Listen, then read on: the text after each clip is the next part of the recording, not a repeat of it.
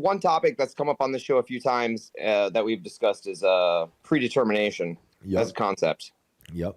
And it's something we've kind of gone back and forth on, not really knowing, free will versus God's plan. What does it all mean? And I brought this question up to somebody, and I've kind of expanded on the explanation that I received, and it's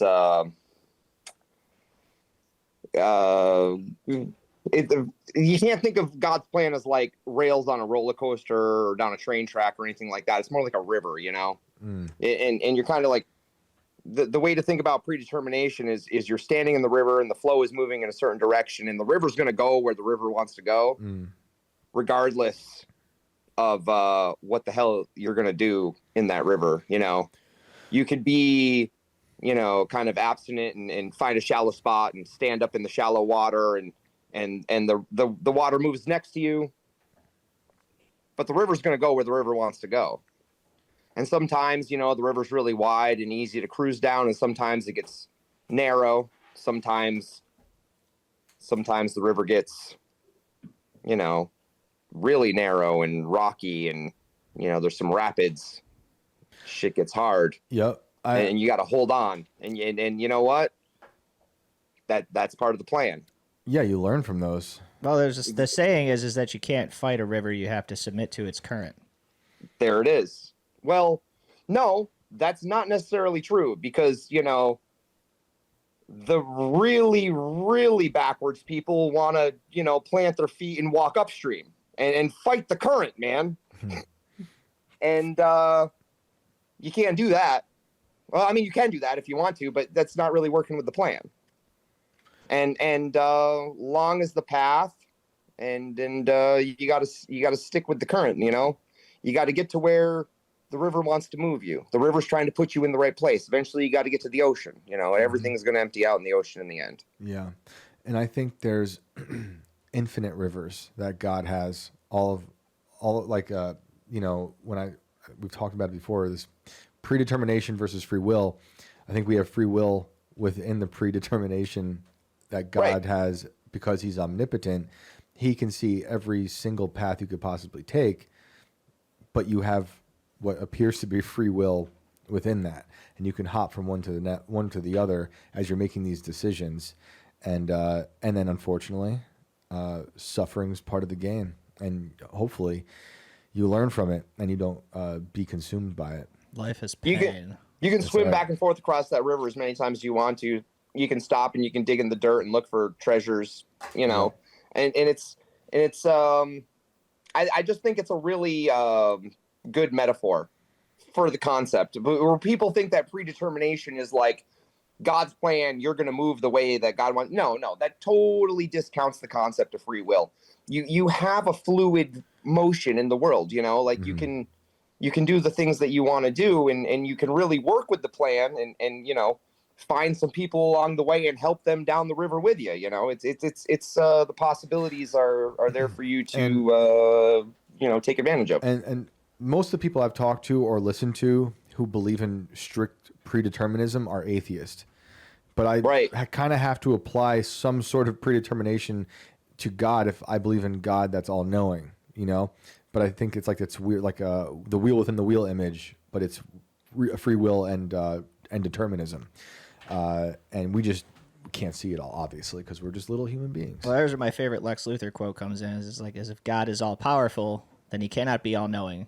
And if God is all knowing, then he cannot be all powerful. But he can be. He can be. But that's what omnipotent means, I guess. Right. But I had this weird concept for like a book series, actually, guys. It's a choose your own adventure book, but every choice you make throughout the book ends on the same page, rather than some random page throughout the book. I had a Goosebumps book like that when I was a kid. It was pretty awesome. Did you? Love Goosebumps. Those were That's awesome. cool. I used to love that. That's cool. Yeah. Well, yeah. I'm very familiar with like Goosebumps and the choose your own adventure concept, but I really like the idea of, and okay, so then derived off of that concept, you do like the 7 virtues, the 7 sins, and then at the end of every book, no matter what you choose in the book, you you can do all sorts of whatever things that you do throughout the book, but the book ends the way the book is supposed to end. And I guess it's pretty presumptuous to kind of like write an ending that would be like God's plan. I think that's, you know, probably what's pumping the brakes on the whole concept. You know, I couldn't presume to do such a thing, but it's I just think there's something perfect in the concept where, you know, you have the free will to kind of to read the adventure how you want to, but you know what? You're going to end up on the end no matter what page you turn to. Hopefully it's the right one. Right. Right. Might not go so well. But yeah, no, you should do that. Write books. Everyone should go make everyone should make things. Make things that last. It could be you build something, you write something, you made a song. Go be creative and don't rely on AI. Hopefully, really use your brain and your heart and your intuition and take risks. More people need to take more risks. That's a scary thing, man, taking risks. Yeah, but it's the best. There's a certain limiting factor of like being willing to take risks. Yeah, once you get over that cliff of being concerned about risk taking, I think that's freedom in terms of creating. Risks, you know, I think you have to be a little nervous about what you're doing, you know, before you put it out. I'm not the biggest fan of the Killers, although I really like that band. But one of my favorite lines from a song is from one of their songs when he goes, how do you know you're right if you're not nervous anymore? I think about that a lot when making stuff. Because like if it's good to be confident. I think you should be confident as well and strong. But also like have a little bit of that check inside of you being like, man, this is risky. You know, I don't know if I should tweet this right now. I don't know if I should write this. I don't know if I should make this song. It's weird. Risk is good. That's how you make things change. I think that's very inspirational for me, at least, when people take risks. That's what bravery requires. Yeah, definitely. Yeah, exactly. I'm drawn to that kind of stuff, especially in art. But I appreciate that. That's you know, an intelligent take on life, man. You can't be brave unless you're stepping over something that you really don't want to step over, you know? Yeah, it's fun. It's fun to know where the line is in society and then just like burn it. Yep, exactly. Jump over it. I think you need those people. You know, that's why I grew up listening to artists that were doing that kind of thing. You know, couldn't help it, like a Marilyn Manson, and then Kanye was kind of like doing the same thing. But it applies to all that.